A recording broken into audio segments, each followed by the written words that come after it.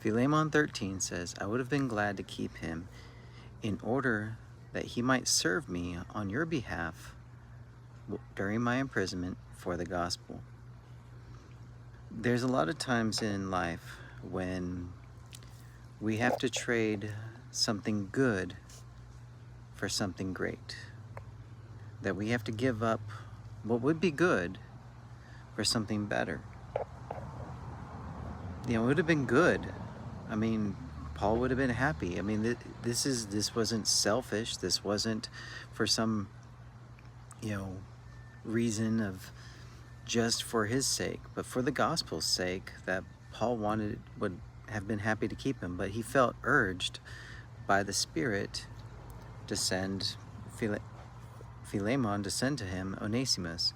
So sometimes you're going to have to make those tough calls. And it's not an easy thing to do. It really isn't. To know what is the right thing to do sometimes. You can have two good things to do, that you can't do both.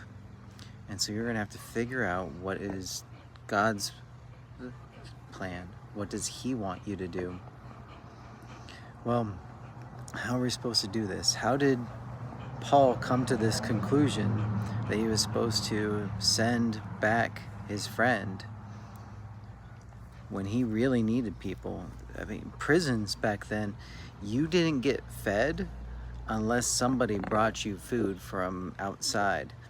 That's the only way it happened. Prisons didn't feed people. That's something that came about a lot later. So, how could, this would have been good. Well, what we need to do in these times is slow down. We need to take the time to pray. You go look at James, and James tells us that if you lack wisdom, then you should pray, and God will provide it for you. That is one of the, a lot of people talk about promises and things like that in the Bible. That's one of the most useful ones, and one that you can't get wrong, because God is truth, and He wants us to know what to do. He wants us to be a part of that.